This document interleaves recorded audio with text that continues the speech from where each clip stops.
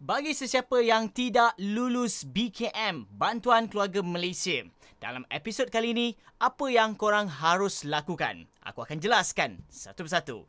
What's up guys? Assalamualaikum dan salam sejahtera kepada korang semua yang sudi menonton Saja Sembang. Aku Faizwan. So, berita ini yang kita tunggu-tunggu bagi korang yang tidak lulus. Okay? Setelah korang dah buat, orang kata, semakan kelulusan, dapati tak lulus disebabkan kod-kod yang tertentu.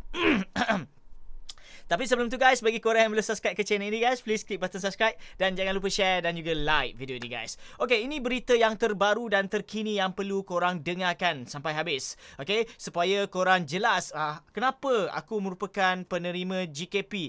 Mungkin aku merupakan yang mempunyai SSM disebabkan ini. Apa yang aku harus lakukan dan bilakah tarikh rasmi permohonan rayuan itu tersebut. Okay, so dalam episod ini aku akan jelaskan. Jom kita tengok paparan yang pertama, okey, daripada soalan lazim yang pertama yang baru dikeluarkan sebenarnya. Okey, so kita tengok bahagian sini, siapakah yang layak membuat permohonan rayuan BKM, okey, iaitu pemohon yang berstatus tidak lulus BKM 2022 ataupun pemohon yang berstatus lulus BKM 2022 dan terhad. Ingat, terhad dia sebut terhad kepada rayuan bagi tambahan anak sahaja, perubahan status perkahwinan, nampak? Dan perubahan pendapatan sahaja. So, kalau macam korang lain selain daripada isu ini, okay, dapati ada problem untuk buat sesi rayuan, maksudnya tiada. Okay, tiada orang kata option untuk korang lakukan. Dan seterusnya, saya telah membuat semakan status dan didapati permohonan saya berstatus tidak lulus. Okay, bilakah permohonan rayuan? Okay, kalau kita tengok sini ada dua option seperti mana yang aku ada maklumkan sebelum ini guys. Secara dalam talian mulai 2 Mei 2022 hingga 2 Jun 2022. So, yang kedua secara borang kertas. Okay, mulai 9 Mei 2022 hingga 2 Jun 2022. Okay, dan ini tertakluk kepada pindaan dari semasa ke semasa. So, maksudnya secara borang kertas ni kau perlu hadir ke LSJNM berhampiran dengan tempat tinggal korang lah. So, tarikh ini berbeza. So, tak boleh buat sekali serentak lah waktu ketika itu. Tetapi ini bergantung kepada korang punya kelulusan tersebut. Okey, dan seterusnya, permohonan rayuan boleh dibuat seperti berikut. Okey, kau boleh pergi website ataupun penghantaran borang rayuan. Ini yang dimaksudkan tadi, borang atas borang kertas tadi itulah. Okey, di cawangan LSJNM ataupun pejabat satelit lah, okey, dan sebagainya. Kau boleh ushare kat sini ataupun aku akan sediakan linknya di ruang description kat bawah untuk korang tengok sendiri. Dan kat sini dia beritahu anda digalakkan untuk membuat permohonan rayuan BKM secara dalam talian dengan mudah, cepat dan selamat apabila tempoh rayuan dibuka. Okey, dan seterusnya permohonan BKM saya tidak lulus kerana pemohon tidak melepasi syarat kelayakan bagi kategori bujang. Kod 06. Okey, apakah itu kod 06? Jom kita tengok kod 06. Ini dia. Okey, siapa yang dapat kod 06? Pemohon tidak melepasi syarat kelayakan bagi kategori bujang. Okey, so kalau kita lihat dekat sini, maksudnya pemohon tidak melepasi syarat kelayakan bagi kategori bujang sekiranya berstatus pelajar pada tahun 2021 ataupun 2022 ataupun berumur 19 tahun. Okey, sehingga 20 tahun dan bukan berstatus orang kurang upaya OKU. Okey, dan seterusnya soalannya, saya masih belajar dan permohonan BKM 2022 saya adalah berstatus tidak lulus bagi kategori bujang kod 06. Adakah saya boleh membuat permohonan rayuan? Ini isunya.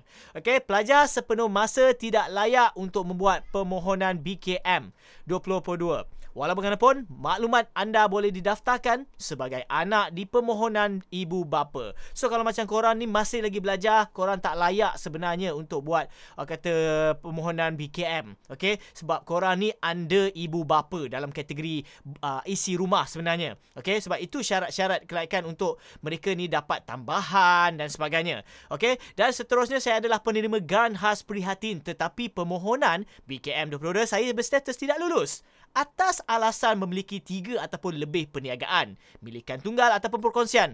Ini isu yang aku nak bangkitkan sebenarnya GKP ni. Jom kita tengok semakan kelayakan adalah berdasarkan syarat kelayakan yang telah ditetapkan. Setiap bantuan adalah berbeza dari segi kriteria kelayakan penerima. Rayuan, nampak sini rayuan boleh dibuat sekiranya menepati syarat kelayakan BKM.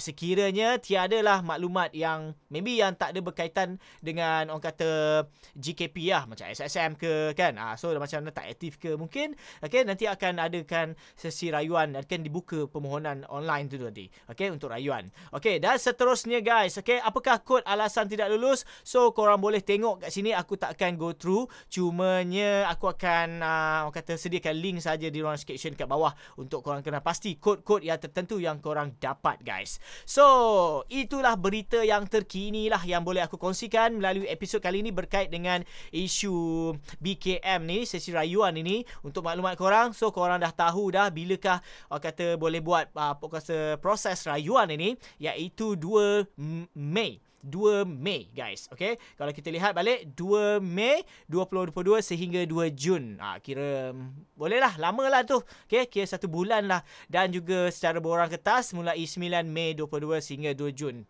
Okay, so korang boleh orang kata buat pilihan sama ada korang nak online ataupun kata hadir ke LHDNM. Sebab apa, dalam FAQ yang terbaru ni dia tak ada maklumkan secara khusus. Okay, kebiasaannya BPR, okay, kalau kita lihat dekat bahagian bawah ni, bahagian kod-kod alasan ni, kebiasaannya kod tidak lulus, alasan tidak lulus, mungkin dia ada tulis kat sini apakah tindakan yang harus korang lakukan. Kadang-kadang dia kata, kadang-kadang dia beritahu, okay, kena hadir ke cawangan berhampiran, okay, kena boleh buat proses secara online, okay, tetapi dalam tapi FAQ kali ni dia tak ada tunjukkan benda ni semua. Maksudnya korang boleh buat orang kata 2 pilihan lah, okay, sama ada permohonan online ataupun borang, maksudnya hadir. So benda ni boleh salah satu, okay.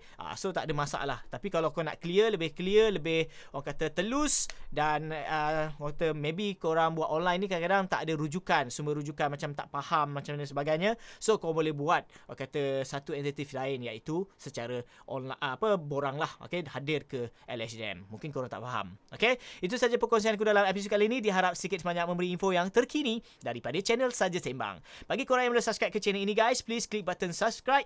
Dan jangan lupa tekan button on notification untuk dapatkan video-video yang terbaru daripada channel Saja Sembang. Dan jangan lupa share video ini dan like. Aku Faizwan. Assalamualaikum.